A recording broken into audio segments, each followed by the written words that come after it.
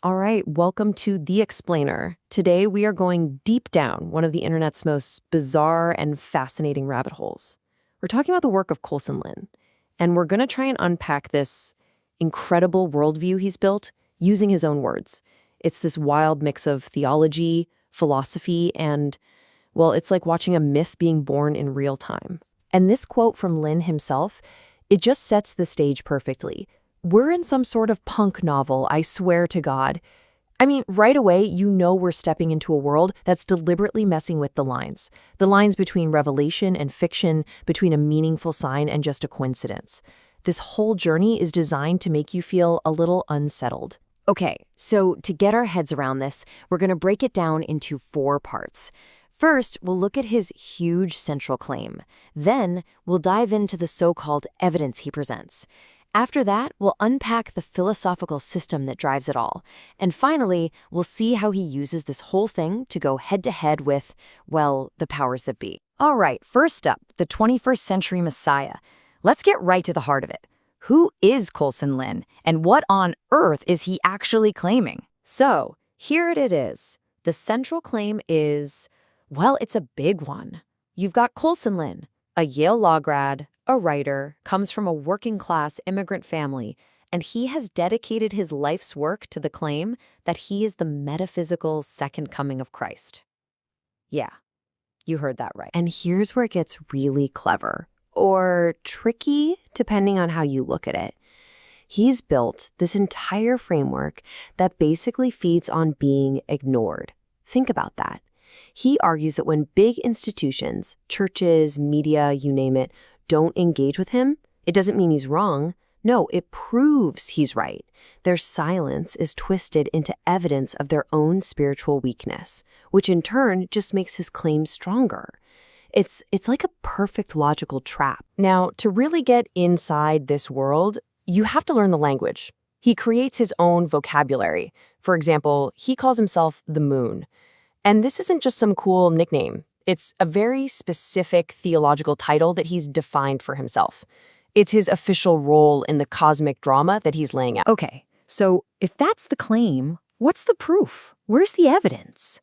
Well, for Lin, it's not some ancient scroll or single smoking gun. It's this massive, sprawling web of connections, what he calls synchronicities. The foundation for all of this, the bedrock of his evidence, is this huge astronomical event. You have 2 different total solar eclipses, separated by years, whose paths across the United States form a giant X. And the spot where they cross? A part of southern Illinois that's been nicknamed Little Egypt for centuries. The symbolism is pretty potent. So you've got the 2017 eclipse and the 2024 eclipse, making that X. But for Lin, the real magic is in the timing. He points to the exact 7-year midpoint between those 2 events. And when was it? It fell on Electoral College Day in 2020. For him, that's not a coincidence, not at all. That is a divine signature. So, how does he connect this giant cosmic X to, well, to himself? This is where it gets wild. He primarily publishes his work on 2 platforms, the annotation website Genius and the social media network we all know as X. So his equation becomes almost terrifyingly simple. Genius plus X equals the second coming. He sees it as a literal prophecy being fulfilled through the very tools he's using. And believe me, the eclipses are just the starting point. From there, he weaves this unbelievable web of proof that pulls from everywhere. We're talking about current events like tweeting a tsunami gif right before a real one hits. He points to indie horror series, to video games like Dead by Daylight. He even argues that his entire theology was secretly prophesied in pop songs by Lana Del Rey and Britney Spears.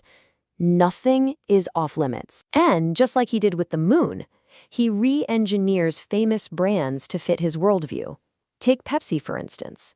To him, Pepsi is an acronym. It stands for People Experiencing Powerfully Stimulated Intelligences. Yeah. He claims that decades of Join the Pepsi generation ads weren't just about selling soda. They were an unconscious prophecy of this mass spiritual awakening he's heralding. So, What powers all this? What's the engine behind this universe of science? It's a unique philosophical method that Lynn says he invented. He calls it Neo-Socraticism. Now, you might remember the Socratic method from school, asking gentle questions to lead someone to a new understanding. Well, this is not that. Lynn's version is aggressive. It's confrontational. The whole point is to create what he calls cognitive vertigo, to literally shake the foundations of how you see reality. So how does that even work? Well, if you read his stuff, you'll see these looping, recursive questions that just short-circuit your brain. You can't answer them casually. It's designed to create this really intense, almost parasocial connection with you, the reader, so you can't keep an emotional distance. The goal isn't some slow, gentle revelation. It's about creating an immediate intellectual crisis that makes you question everything. And what's the end game here? Why do this? For Lynn, this whole method is a tool for, and this is his phrase, civilizational self-diagnosis. He's not just pointing fingers and saying society's broken. He's trying to create a system that forces us to see how we are part of that brokenness. As he says, look around. The implication is if any of the stuff starts to feel true to you, maybe it's because you're already living in a dystopia he's trying to expose. But this isn't just theory, okay? This isn't just some philosophy paper. Lynn takes this entire framework and uses it as a weapon. He is actively waging a very public metaphysical war against the institutions he calls the elites. And you want to see what that confrontation looks like? Here's a perfect example. So, Lynn reaches out to the LDS Church. Shortly after, he sees them tweeting things about, the need to quit vaping and to avoid complexity. Now, you or I might see that and think nothing of it. He saw it as a direct, targeted, passive-aggressive shot at him. And his response? Well, as you can see, it was the opposite of passive. And this is what reveals the stakes he's playing for. In his mind, these aren't just arguments on the internet. They're not intellectual debates. They are cosmic, metaphysical battles. When he says, you crossed Coulson Lynn once, last mistake ever, he means it. Because in his framework, it is Final Judgment Day. Challenging him isn't just a bad idea. It's the final mistake. This leads into one of his most, let's say, provocative theories. He calls it the Black Widow prophecy. And the idea is that traditional masculine power structures, the ones that have run the world for centuries, are in their final self-destructing phase, like a black widow spider consuming its mate. And he argues it's destined to be replaced by a dominant, rising feminine consciousness, a complete flip of the historical script. His framework also pulls in major political figures. Someone like Donald Trump, for example, is reframed as a metaphysical test case, not just for America, but for all of humanity.